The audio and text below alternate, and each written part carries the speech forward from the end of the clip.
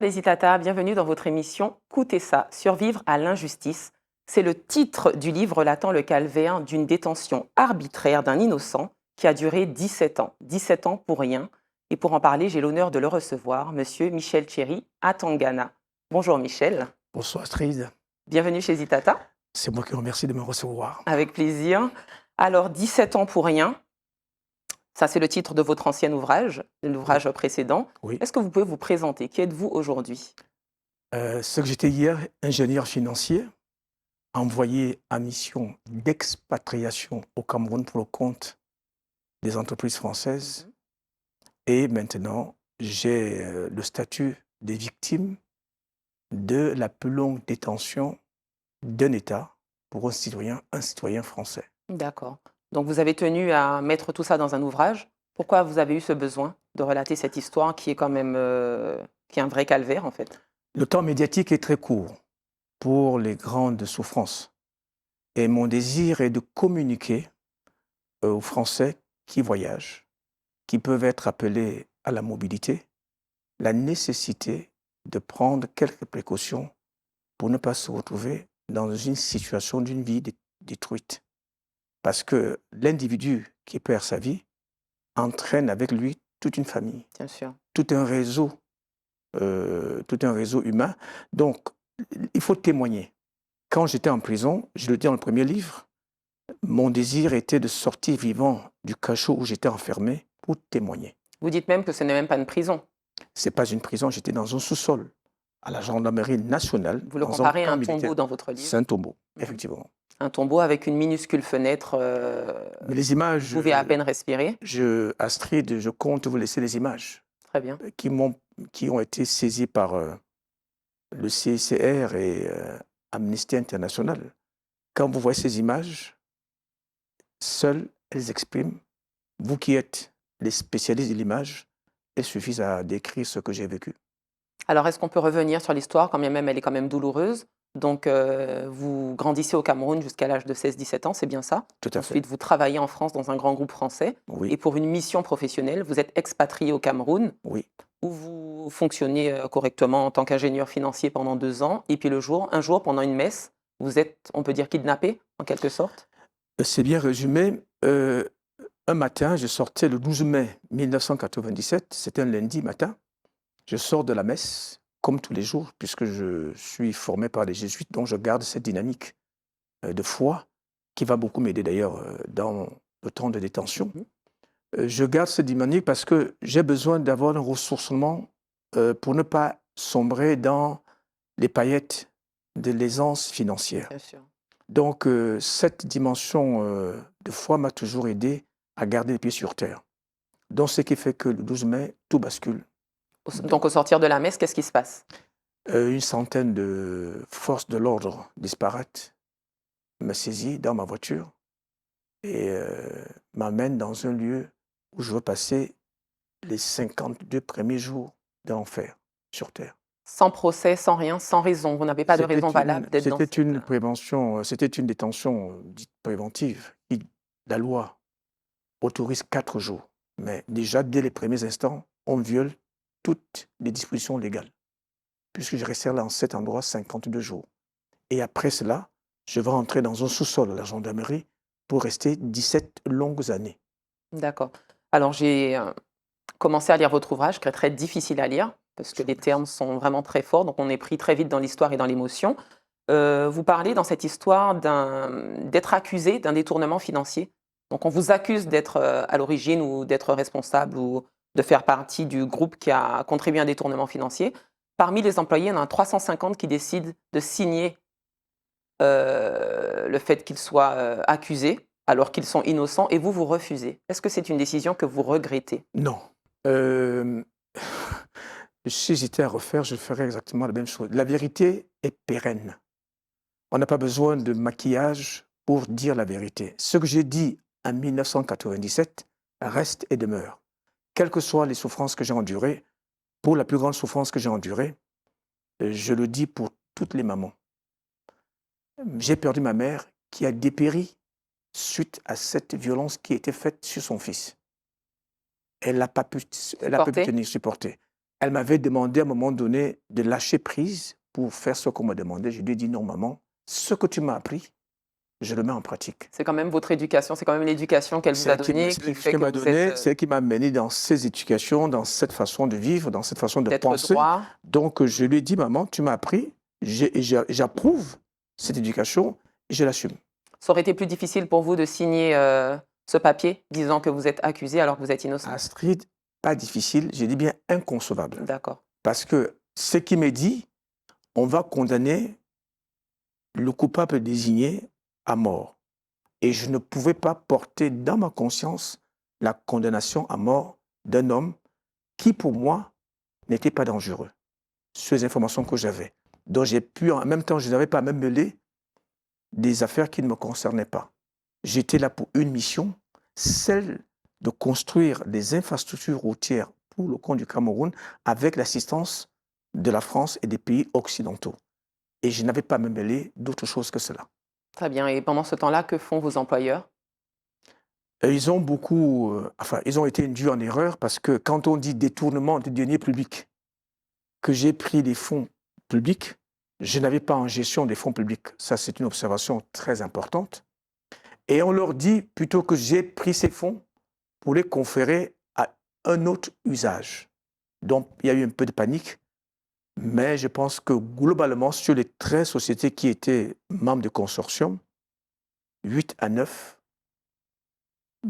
ou une dizaine sont restés excessivement fidèles à la mission qui m'avait été confiée. Bon, vous savez, dans un contexte de 1997, Mhm. les gens de mon origine n'avaient pas accès à ce type de Tout à responsabilité, fait. puisque j'ai fait finance, ce n'est pas des métiers où les types, la typologie de mes origines, ce n'est pas le lieu où on rencontre des gens de Vous mon avez origine. accès à ce genre de fonction. Voilà, exactement. Donc vous passez 17 ans dans des conditions complètement déshumanisantes. Vous parlez du manque d'amour, de regard et de repères temporels. C'est ce qui déshumanise quelqu'un pour vous? L'être humain n'est plus un être humain, c'est un animal qu'on enferme en attendant l'aspect létal. Donc dans un 7 mètres carrés. C'est ce que je dis est vérifiable par les Nations Unies, Mhm. par les ONG. Ce n'est pas une invention, c'est une réalité. Et puis ce qui se passe, c'est qu'à un moment donné, on vous remet une Bible et on vous a laissé aussi votre chapelet et vous dites que c'est cette spiritualité-là, c'est ce qui vous a permis de tenir. Astrid, vous résumez bien, vous avez lu le livre. Oui. Mais ils ne m'ont pas remis la Bible. Ils ont estimé que ce n'était pas un livre dangereux. D'accord. Donc, heureusement, cette erreur va me sauver la vie. Puisque eux estimaient que ce n'était pas dangereux, c'est plutôt ce livre-là qui va inspirer, je dirais, les bases, ou bien structurer les bases de la résistance, de la résilience. Vous parlez même de longanimité plutôt que de Oui. résilience. Bon, parce que là, je parle Parce de qu'il faut longanimité. tenir en Oui, moi, patience. je préfère longanimité puisque Oui. ça me rapproche plus que de résilience. Résilience, c'est tout, on entend ça dans tous les sauces maintenant. Mais longanimité parce que c'est la patience Mhm. dans l'endurance, avec une espérance.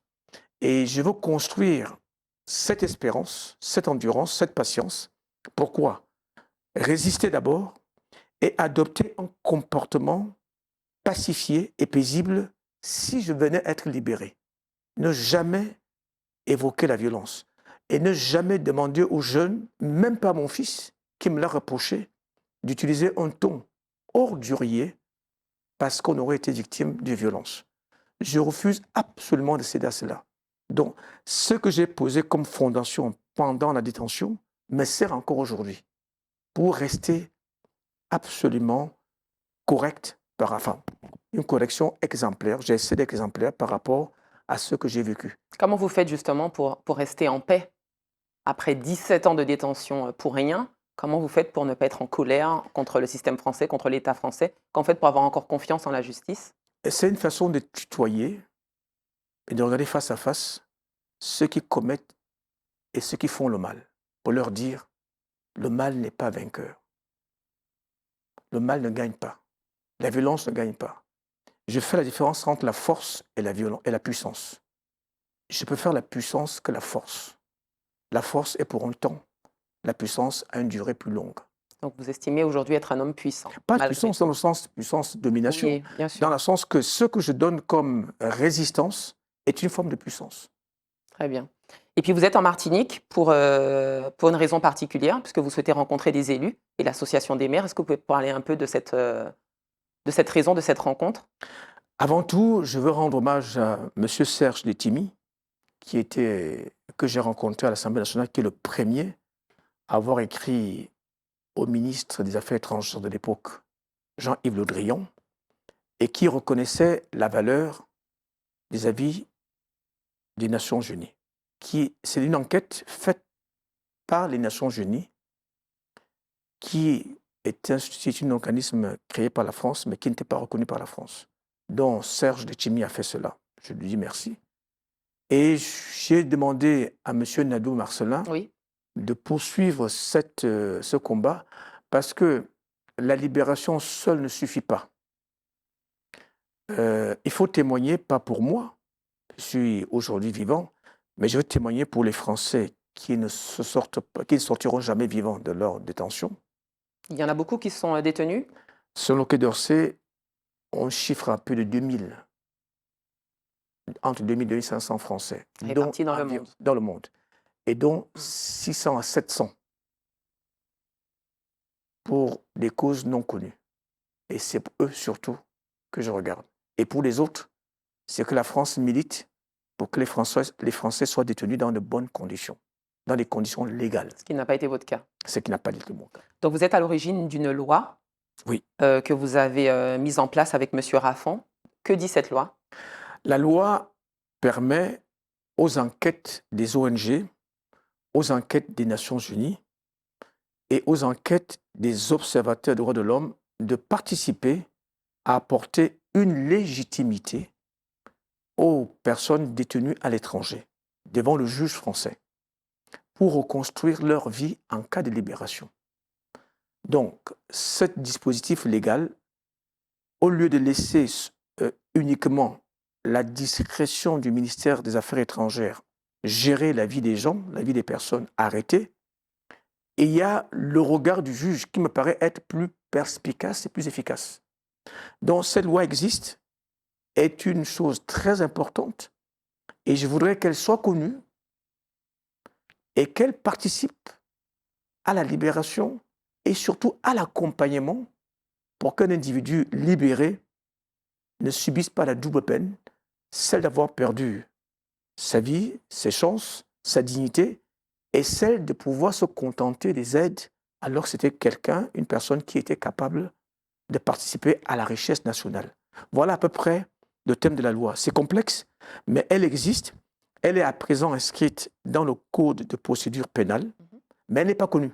D'accord. Donc, j'ai besoin des élus et des maires, des députés, L'association sénateurs. des maires particulièrement. Voilà, exactement. Donc, j'ai demandé à Jean-Paul Monsieur Joannel. Joannet, j'ai demandé qu'il puisse sensibiliser les maires avec M. Nadeau pour que je puisse rassembler les maires de Martinique et ceux des autres territoires pour qu'ensemble, les négociations ont commencé déjà à Paris avec l'association des maires soient décentralisées pour que chacun puisse s'approprier cette loi. Et ici aussi, je pense pouvoir rencontrer le barreau Oui, pour que les avocats sachent que ça existe. que ces dispositions existent. Et il y a un document appelé le guide des victimes des Français à l'extérieur. D'ici quelque temps, je vais suggérer sa modification pour que ces éléments soient intégrés dans la version de 2025-2026. Voilà. Très bien. Et à ce propos, justement, en parlant de guide des victimes, vous avez aussi, à la fin de votre livre, mis quelques réflexes et conseils essentiels pour toutes les personnes qui partiraient à l'étranger. Donc, ça peut arriver à tout le monde, notamment à des travailleurs, mais aussi, on pense aussi aux étudiants qui ont tendance à partir aussi dans des pays étrangers pour faire leurs études. Est-ce que ces conseils-là vous auraient servi, D'abord, auraient changé quelque chose oui, pour vous? Astrid, d'abord savoir que ça existe. Mhm. Première étape. Je parle avec beaucoup d'avocats qui ne savent même pas que cela existe. Et je souhaiterais que les Français s'inscrivent ou se signalent informent les maires ou le consulat de France dans les pays où ils vont pour qu'on sache qu'en cas de difficulté, on peut déclencher, je dirais, une alerte permettant d'ouvrir une protection consulaire. Très bien. Ok. Malheureusement, il nous reste plus beaucoup de temps, monsieur Oui, Atangana. Donc, on peut vous retrouver demain, samedi, en dédicace à Cultura, de avec 15 heures plaisir. à 18 heures Vous pour êtes votre tous livre. les bienvenus. Et ce qui est important, c'est de partager cette expérience à titre de prévention, à titre de communication et à titre d'accompagnement. Très bien. En tout cas, merci d'avoir pris le temps de l'échange. C'est moi qui vous remercie, Astrid, et je remercie la communauté Hésitata. Zitata parce que je suis heureux et je me propose, je m'invite à y faire participer parce que l'idée est bonne et la notion de paix, la notion de convivialité, c'est ce que je recherche le plus dans ma vie. Donc merci à toute la communauté. Merci à vous. Je vous remercie. Merci aux Itata de nous avoir suivis. J'espère que cet échange vous a plu. Et puis, quant à nous, on se dit à très bientôt pour un autre Coutez ça.